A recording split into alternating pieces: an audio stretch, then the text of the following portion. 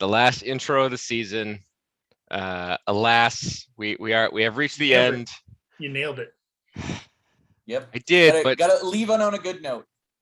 Yeah, but Joe's here, so like, are we? I mean, yeah, guys, the best of notes. I have been dreading this moment all day long, and here we are. Alas, it is true. Joe did take first, also first in the roto, so he gets double gloat. Really the worst possible circumstances, as fans know. This year we didn't know. We just didn't know that last season he meant he was built for next season's playoffs. Like we just didn't. There was some sort of slight miscommunication. Yeah, slight time horizon miss that Joe just didn't inform us about. So I'm gonna blame him for that. But indeed, congratulations. Mr. Ellenboss. And how do you feel about the win? How do you feel? It feels amazing, guys. I mean, this. I wouldn't know.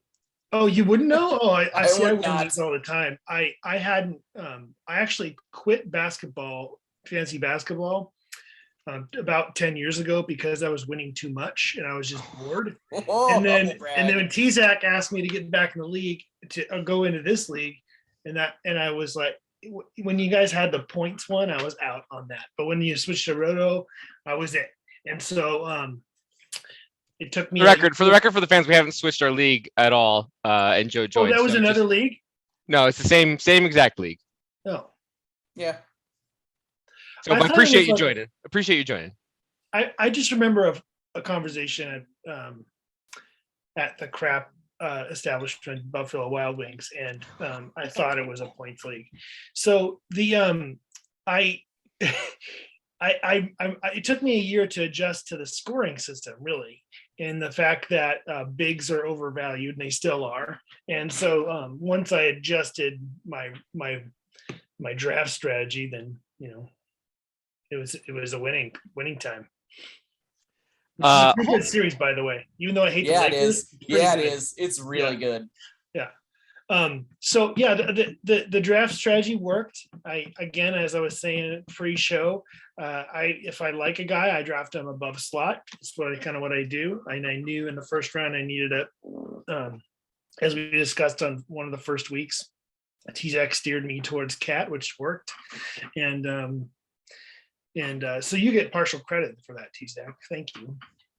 I was going to go Giannis if I didn't, which he would have. I probably would have. Which also would have worked fine. Yeah. Yeah, I think you probably in that pick. That pick is not what won you the league. To be fair, also I like how you comment about big men overrated. Yet you won on the strength of your very not big men.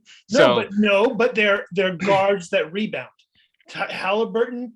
Garland even rebounds a little bit, but Halliburton and Murray, Halliburton, Murray rebound, and Butler, who's basically a point forward as well.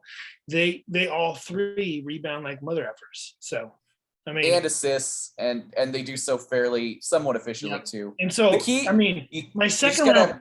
Yeah, go ahead. Oh, sorry. You just gotta have guys who can do everything. Yes. Well, so my second round pick was Paul George, which I traded before Christmas. Lucky trade there. Did I trade him? Well, because he felt off, and so I thought he might be more injured than he was, and so I just I wanted another center, so I just basically offered him to like 3 or 4 teams, and finally somebody bit. Some poor sap. Well, because I liked Jared Allen. I liked his trending numbers, and he was actually hitting his free throws. And in the end run, he was on the bench for the last month of the season, so it didn't really matter for the playoffs, but it did get me the Roto championship. Yeah, I just want to point out again for the fans. Do I get 2 trophies though? Is there an actual trophy? Is my question. There isn't. No. There is not. Okay. There's no trophy. You can make one. I'd be happy to create one with you if you desire. I just want to point out though for the fans.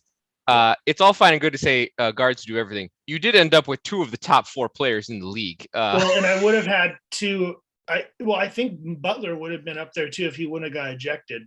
The problem, and Murray would have been number 1 if he wouldn't have gotten ejected. I think like that actually does throw your ranks off quite a bit. No, he probably wouldn't have beat Jokic. I can go run the numbers, but I doubt he was Jokic also has ejections. Oh too. yeah, I'm sure. Well, yeah, you're right. Jokic has like 4 He would have gotten ejections, second. too. Jokic has 2 more than Murray. 2. So yeah, Jokic is so overwhelmingly Oh, better than everybody. Yeah, It's silly. he's good, man. Oh, he had 2. Jokic. Oh, that's right. The one where Yeah. he And they pushed were the like March brother. in back-to-back weeks too, if I recall. Yeah, They were sucking, and so you could tell he was frustrated. So I did this last season. The way this works is they do basically standard deviation. So like they add up the standard deviations above the average of the league to like do the net rankings. Oh, so the more people get ejected, the lower it means anything. Yeah, but like because there's only 3 is the max, so 2. But because very few ejections happen, so the fact that he has 2 means he's overcoming a very large negative value in ejections still, and he's still number 1. So that's actually like extremely crazy. Yeah. So I just drafted really well. We talked about it when I went on the first show. I won the draft, and you guys admitted it, and it came to fruition. Like obviously, effing Ben Simmons didn't play the entire year, and I drafted him in the 6th round, 7th round, or something. 6th, yeah. Yeah. And so that's ridiculous. That 6th, you should be a starter, and he didn't play at all. And I was got sleepers though for the last half of the season because, but then that nightmare just kept it going. It's like it is impressive that you were able to basically work around the fact that you drafted George, Simmons, and I think one other person who didn't play all season. Mostly again on the back of Murray, obviously huge pick, Halliburton 3 rounds above, and then also unsung heroes Wendell Carter Jr.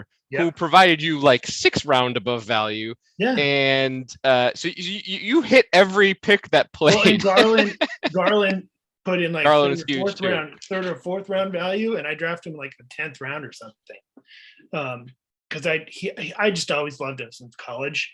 But did you guys watch that video I sent you? His improvement is unbelievable. And watch the video. I really recommend it. It's a good one. It is impressive. So he's a stud. So we do have to give a shout out to the 2nd place. Now perennial almost had championship stolen. So he's back-to-back 2nd places. He's going to return to the Bills pretty soon. Even better team, honestly. He outdrafted you, nice Joe. Team.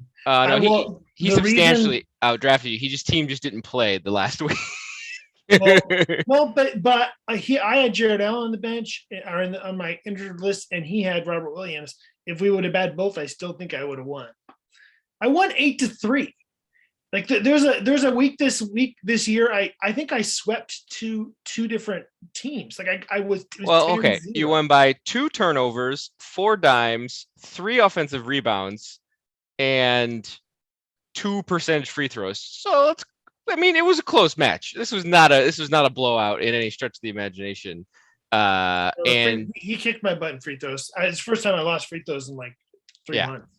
So, and 3 more games, which is pretty close in the end. No, that's wrong. That's not true. What do you mean that's wrong? I counted up the games, and he had the same games as me. This calculation is off.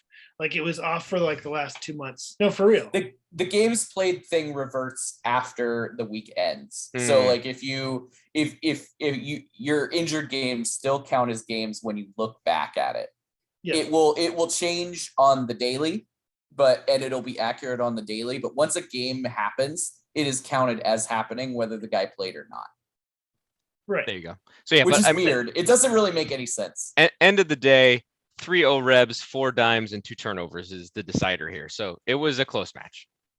Yeah, I had a lot of guys sitting, and I still won. I can't believe I won. I actually didn't watch. Watch basketball the whole weekend, or pro basketball, because the NCAA's was on, but also, and there's a lot of really good English Premier League. So I was watching all that instead because I was just on like replay games because I was actually kind of nervous and I didn't want to like jinx anything. So you were like, nobody's talking trash, and I'm like, well, I don't want to jinx anything. If I watch someone, his knee's gonna fall off.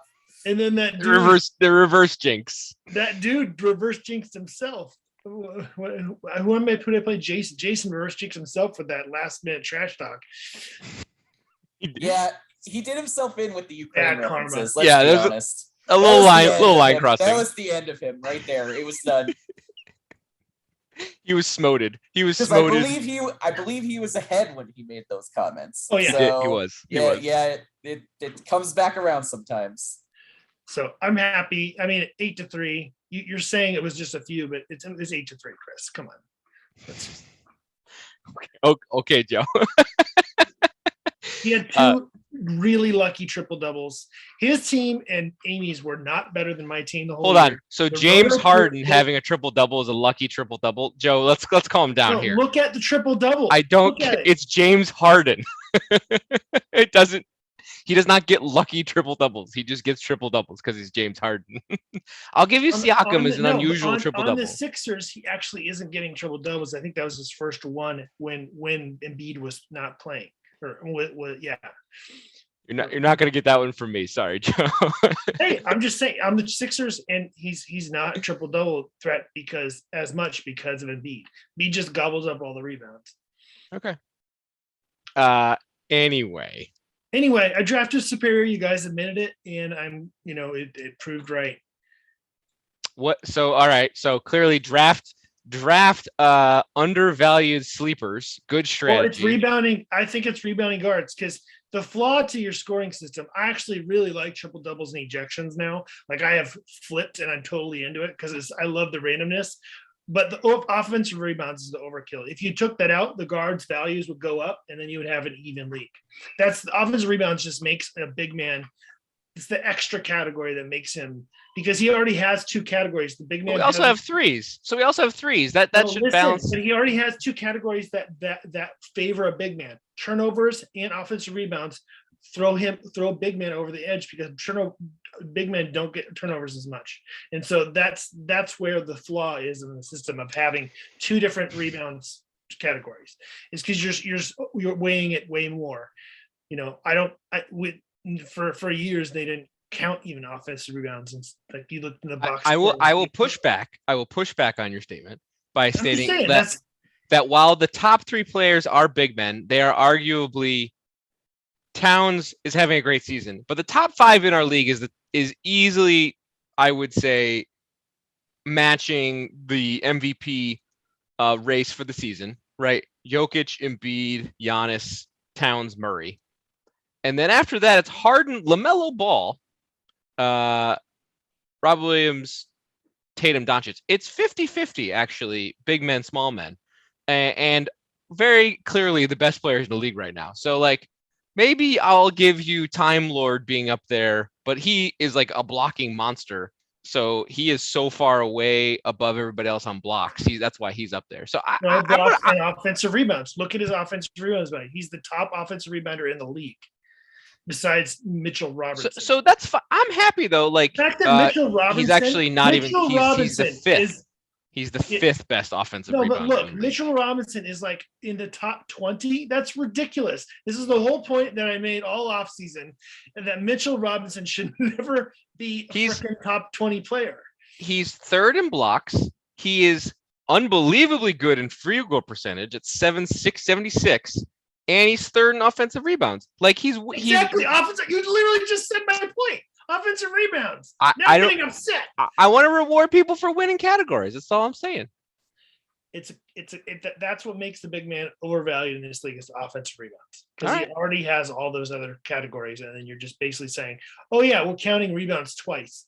When I get a rebound, do I get two? We're counting points twice with 3-pointers. Hey, if Nat throws up a brick, which he doesn't do that much because he's a good shooter, but if he throws up a brick and I'm there boxing out and I grab a rebound, do I get 2 rebounds on my stat sheet? I don't. So should I hold on? I would get two rebounds in the stat sheet. So should we also remove 3-pointers? What? It also is over because you get points and threes for every three. So why should we? It's a specialty. Threes is a specialty. So I would argue offensive rebounding. Offensive rebounds is an extreme specialty. Yes, but it outweighs anyway. And it's more categories is always better. I do agree. But this is the reason why Mitchell Robinson and all these crap big men that in real life are crap that are overvalued in this league. Your take has been noted by the commissioner. and it has been denied. So thank you for logging it. Swift justice here in No Drakes Allowed for 2023.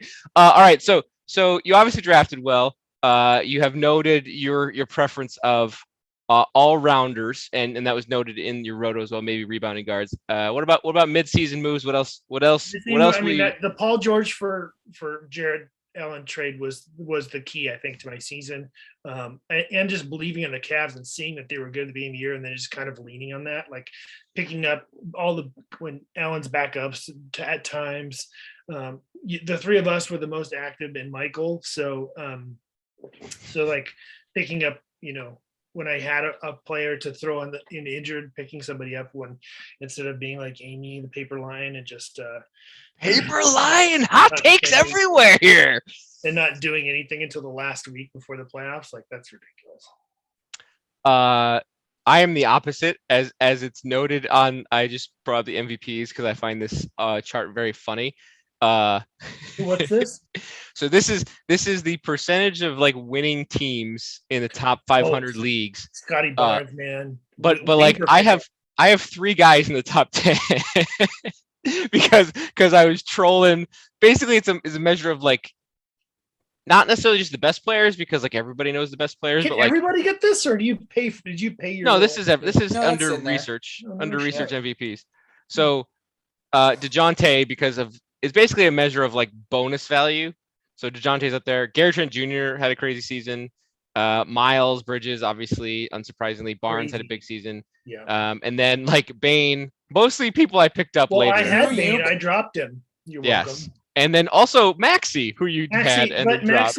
But see, Nat was all like Maxey, and I'm like, the reason why you lost, I think, is because you had Maxey during your. That is not why. The reason I lost is because 4 of my guys were out for the season. But Maxey has empty. He has just empty categories. He scores, but he had really good percentages. But I didn't need that when I dropped him. So I did.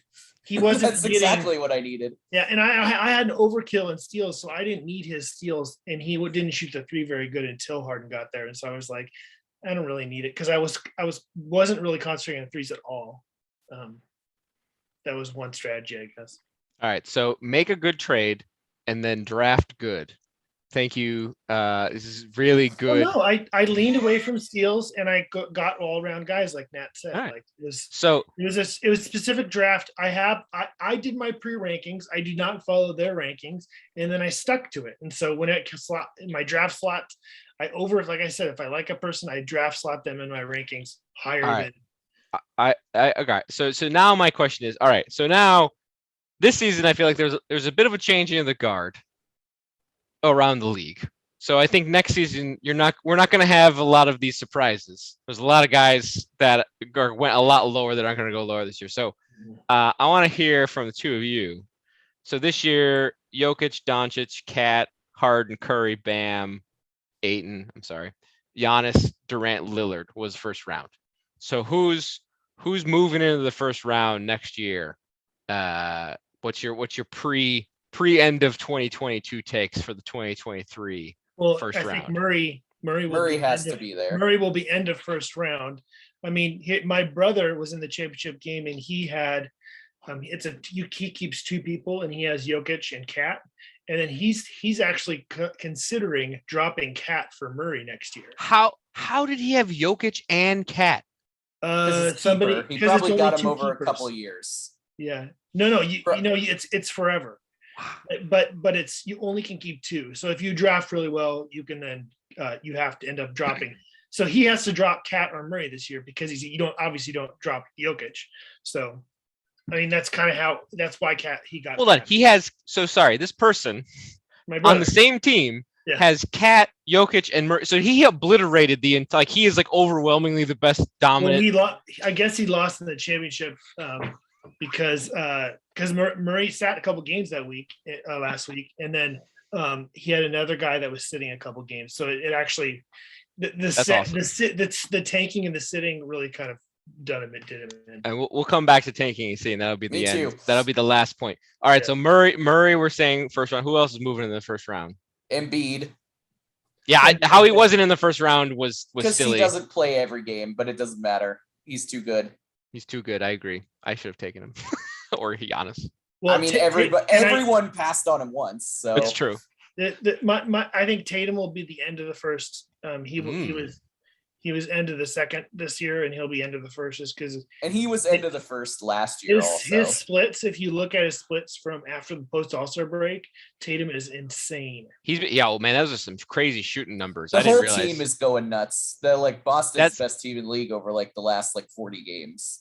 That'll be an interesting one. I think that'll be one to watch next season in terms of where he goes and like how he does, because I think they're playing at their like absolute maximum Super Saiyan level right now, and I'm curious if like he can actually do that forever, if that team even like stays together next season. And I think Trey's going to creep up higher. He's not going to get in the first round yet, just because if you look at the first round, I mean, who are you going to drop out? You might drop out Harden, Curry, Lillard, if you want to go. I think Dame goes out. Ayton goes out, obviously. We've already dropped him. Ayton goes out. Durant is a maybe just because of the fact that you really can't count on him to play more than 60 games. I think Bam's the same. Bam has not played a lot of games every season. Like, he's obviously good, but like Robert Williams, same kind of thing. Like, he's obviously strong value now. Same kind of player. He'll be a 2-3, second, third round, probably, I assume. What about LaMelo? I think LaMelo is kind of right where he should be, maybe a little bit higher, because he has a lot of inefficiency too. To his game. So like he's not an absolute slam dunk. He has weaknesses. I think Van Vliet moves up a bit. He has been a monster. I mean, every Toronto guy probably moves up a little bit because that team. I think Jaren Jackson jumps to the second round. Yes. Oh yeah, if he leaves the second round, that's an auto pick immediately. Like he's too good. He's very much your first big when you pick. Well, and so you see, I drafted Halliburton in the 5th. He's going to go up in the 3rd next year. Yes, at the latest. He is going to be running that team. Like I would say, if you look at his stats post trade, he was averaging like 12 assists. We discussed this. The fans will remember we discussed on the show. There's a pretty clear echelon. We highlighted that you really need. There's 2 specialist categories in our league that you can't. You have to do something about. One is you got to get somebody that gets them, or just punt them. But it's hard. You can't punt both. You got to pick one. It's triple doubles and guys who get them and blocks. And I feel like Halliburton, DeJounte, Jokic, LaMelo, Sabonis. You got to get one of those guys if you're going to go for that. And like you need like a second tier triple double guy. Like if you don't get Jokic or Giannis or Harden, because DeJounte got 13 this year or 14. Right. Butler got 5. I got two at the beginning of the year from the Pacer who never plays. What's his Malcolm Brogdon, which was crazy. Giddey's also going to be up there. He hasn't played in a while, but I feel like he's going to get a shout next year. For the fact that he only got 4 was not like kind of surprising. He had like 5 more that were like 9 rebounds or 9 assists. Well, so did Murray. Like Murray's so good, dude. Murray's so good. He's a monster. Is he going to be on the Spurs next year? Or you think? 100%. He's locked up. They're not. Yeah. And he's a pop guy. So he's going to go up. I think you're right about Giddey. The one player who actually kind of carried me through the playoffs, which is weird to say, is Porzingis. He was good last half of the season. He got hot when he finally got healthy and quote unquote healthy and on after the trade. Like the NBA trades is actually probably what won me the league, because Halliburton and I was benefited from the Halliburton trade, and I benefited crazy from the Porzingis trade, and so those 2 numbers just pretty much jumped me. And you had both sides. You had both sides of the Halliburton trade, because Barnes also basically got more touches out of that too, because they also he started getting more scoring, but I wasn't playing him at the time, so it didn't really matter. All right, well, fine then. Your trades definitely helped you a good bit. Whereas, if you remember, Chris, my team was so good that I didn't need to play Barnes. So okay. I hate you. Anyway, so first round, I think those are some good additions. OG's going to the second round. Like if you look at his post All-Star splits, all Raptors move up. Where's Scotty Barnes go? Scotty Barnes is like a third rounder. Yeah, Barnes is big. OG is, I think, where he'll go where he went. Like he was a fourth rounder or fifth rounder. He's a fifth rounder. Yeah, but that's he could be he's probably 4 or 5. He could be 4, but like that's not a huge move up. Yeah. And like some of those players, are like rotationals, like people will move in and out. So my question is I have 2 questions about who are in the second round and will they stay there? So you have the Lakers in Davis and James. I'm curious where they go next season because James came back. LeBron came back, did some nut stuff because he's playing. The thing about them is, do we think they're great? Probably not. But or they're second rounders. Probably not because of their injury history. But if you look at their stats, and that's what kind of people go draft off of, they're going to get drafted in the second round. I mean, James became a top 10 overall. He was number player. 1 for most of the year until he started sitting.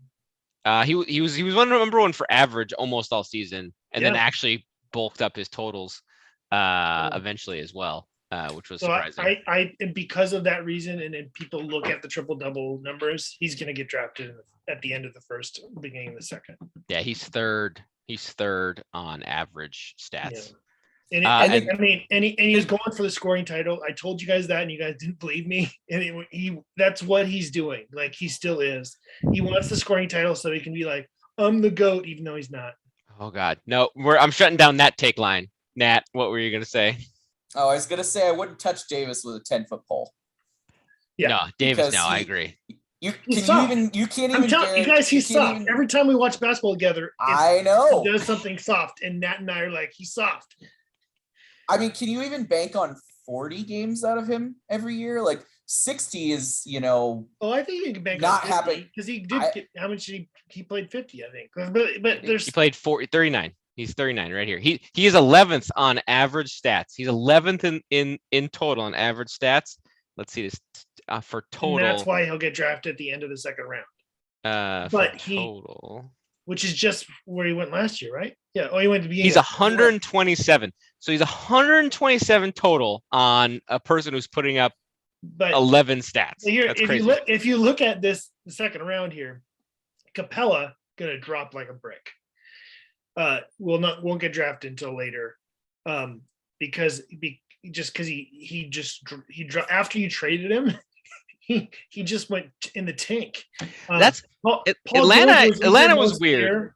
I could see him getting traded actually if he gets to a different team. Zion's not getting drafted to like the 8th round because nobody's going to trust him. Okay, so let's hold on Zion. So Zion's in the injured didn't play this season bucket. Yeah. So you got Kawhi, you got Zion, you got George. Simmons and George. Yep. So like I think that's gonna be the most interesting. Those 4. Yeah. It's well, I mean, and then there's guys that like kind of got injured halfway through the season, like Collins, Davis. Like I think that's the conversation that's the most interesting because those guys are all wild cards. If they can play the whole season, which is why I don't like drafting injured guys, I shy away from it just because this year, one strategy that I don't know if I told you the beginning of the season, but I tried to draft young because I knew they wouldn't be sitting because I hate the new NBA where they rest. There's like rest days. It's a bunch of shit. And so these rest days, if you're younger players, there's less chance they have rest days. Like Jimmy Butler did backfire on me for a couple of weeks. He would win me weeks, but then he would backfire because he would just take so many rest days because he was my oldest player. Yeah. But the rest of my team was super young. And that actually did help because my games played, I would win most weeks because I didn't have these dumbass rest days. I also attempted to do that strategy and it backfired dramatically. Because your players sucked. Oh, okay. Thank you for that. I barely lost. I was so proud of you. You turned it around. You barely beat me, Joe. You barely beat me. Oh no, I didn't. It was fine. I'm just saying, and I would have probably crushed everybody these past 2 weeks because all of my team were playing all fully loaded games and kicking ass. And they weren't saying, and you switched to the young. Like it is a strategy, and I think people need to remember that next year No. is if you're I didn't switch to young players, take the young guy because the young guy is going to play more games. Hold on, we talked about this. I didn't switch to young, and this will be the last thing we talk about. I did just invest in the tank, and so that I think is the key as well. If you don't have the legs out of the draft, the pivot to the tank is key. We have a loser. And so I think Nat suffered from the late pivot to the tank because his team sort of fell apart. Jason had no tank pivot. So this is my question: What week is the right week to pivot to the tank next season? There's no answer to that because it's 2 player specific. Like my thing happened because I had 4 guys get shut down the same week. But that also wasn't a problem for anybody else. It was just so happened to be guys on my team get shut out that week. Like there were other players who got shut down weeks prior and other guys who played, several weeks more and then randomly got shut down. So I don't think you can predict it. I think maybe if you see ahead of time that you got some tankers that you might cut, you might try to trade, sell them high. Better question. When do you evaluate the risk of the requirement for the pivot to the tank?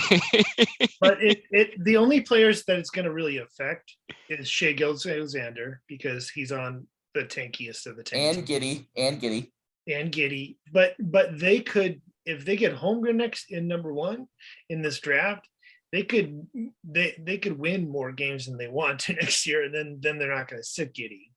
They might be done tanking after the season. Yeah. But if that's only if Holmgren's good. I mean, if he's the perfect Oklahoma State player, like he's white. Weird. Yeah, he's weird. Well, he's like a 18 times better Poku is what he is. There was some weird ones too, like Portland tanking was obvious after Dame got hurt. I probably made a mistake and should have traded Simons to somebody earlier. I should have tried to do that, but I didn't because I thought they would try to get him a lot of run at the end. Me too, but then he was winning them games by accident. Yeah, right. And Josh Hart did the same thing. Like he was playing too well and they shut him down.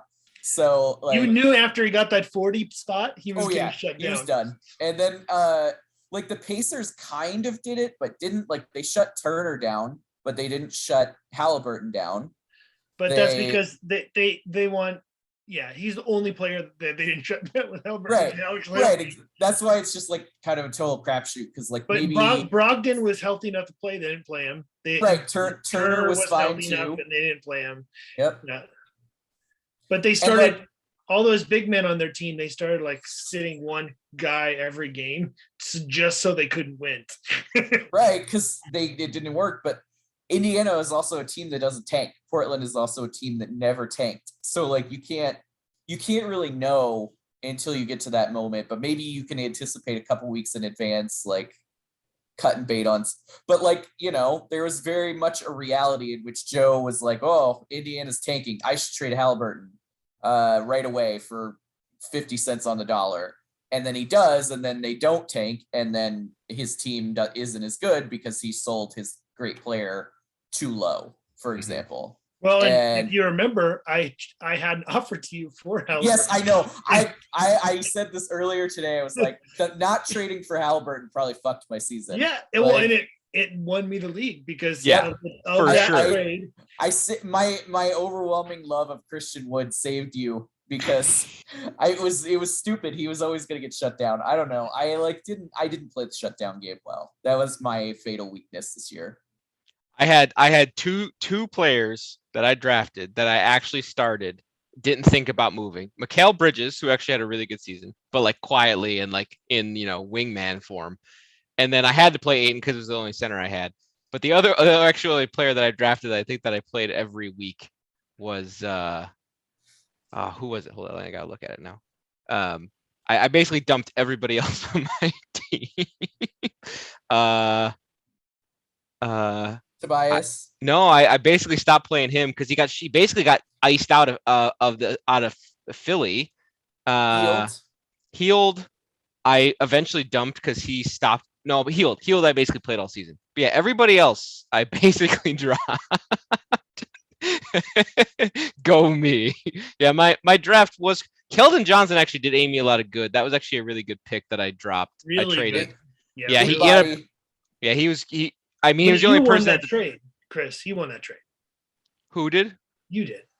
No, I didn't because nobody played from my trade. Like Lonzo had if Lonzo stayed healthy, he got injured. He was playing awesome before. No, I know, but like that's what I mean. But like I ended up still losing the trade because nobody actually played that. I got that trade ruined my season only because they didn't play. The guys I specifically traded for didn't play. If I very much believe if those people were still healthy, I'd probably be all right because the Bulls would be playing. You were unlucky, just like your Chicago Bulls are unlucky. Like, don't even. I want to talk about it. I'm grieving. I'm still grieving. Yeah. They're gonna get trashed in the playoffs because they're unhealthy. Yeah. Like all right. I hope because I like rooting for the Bulls because my family's from Chicago. My family's from Chicago, but I want them to win for that. But I also the window's closed. Unless they get Ball and Caruso back, they're gonna. Unless they get Ball and Caruso back, they can't stop. No, Ball shut down for the season today. They shut it down. Then they're fine. Yeah, and it's actually really scary. Like he just had a meniscus tear and surgery, which is a trivial thing nowadays. And it's really not. It's really not. Not when it doesn't go well. But that's what I mean. But like if it doesn't go well, that's like really bad. Hold on, don't interrupt me. Brandon Roy's career ended because he had a meniscus surgery that was misdiagnosed and misrecovered. Brandon Roy also didn't have an ACL, so he did not. But the thing that was like the last straw was he tore his meniscus with like 8 games left in the season. He came back and played in their first round playoff series, which they lost, of course, because they're Portland. And then after that he was never the same again. Like, what did they misdiagnose? Like what they gave him like the basic treatment, and they like were like, well, he needed surgery.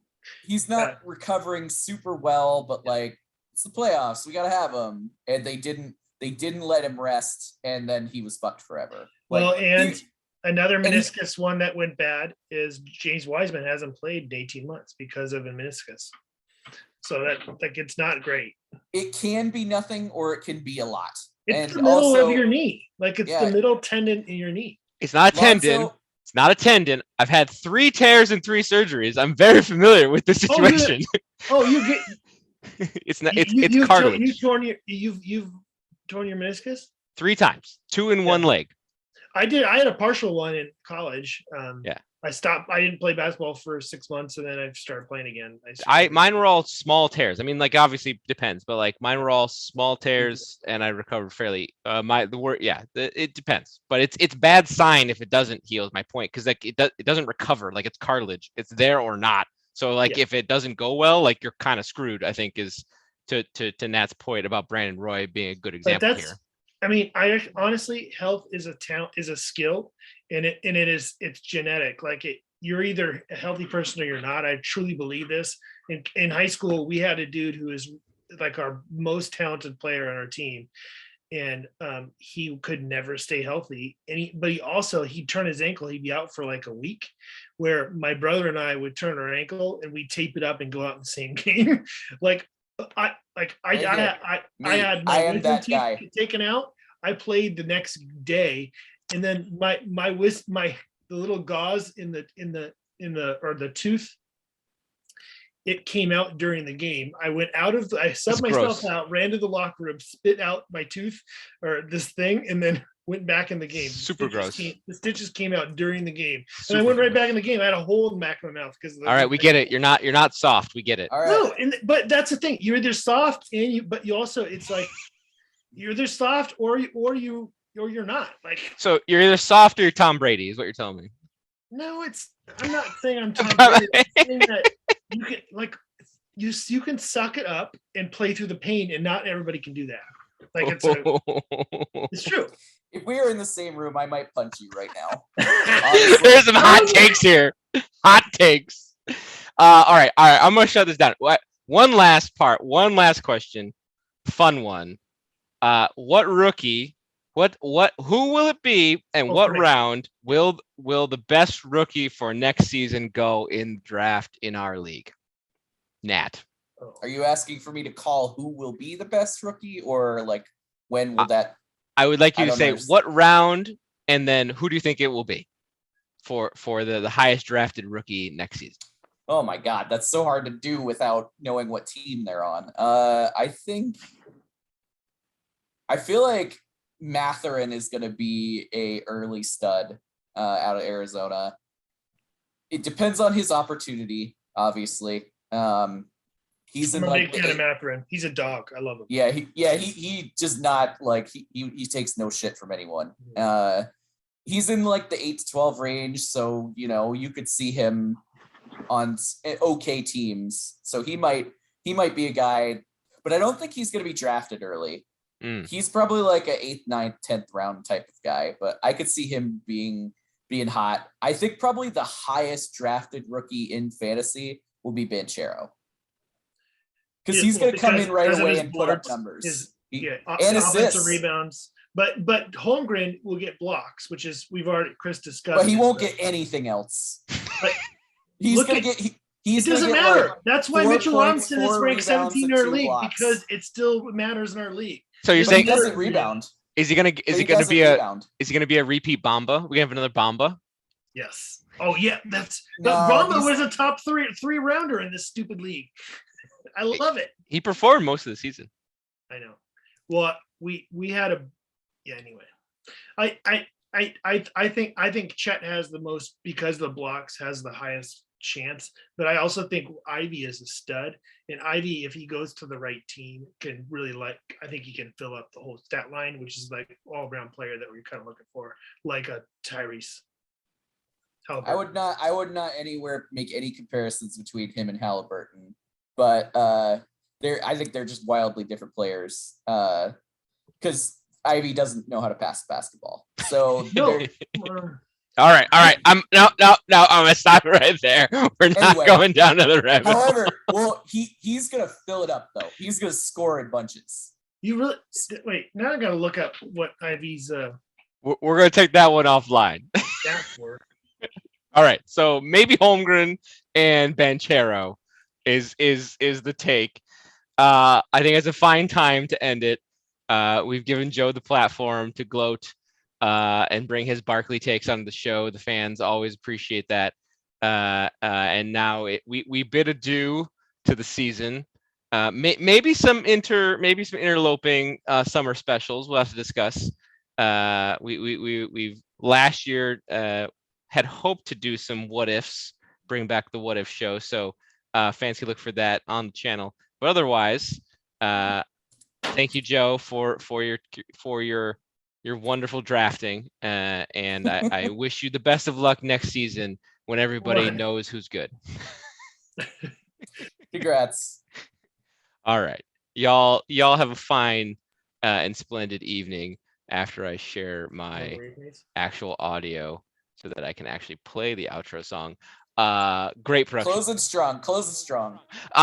We need to hire more staff. I want you to play this whole song. No. It's like 4 minutes.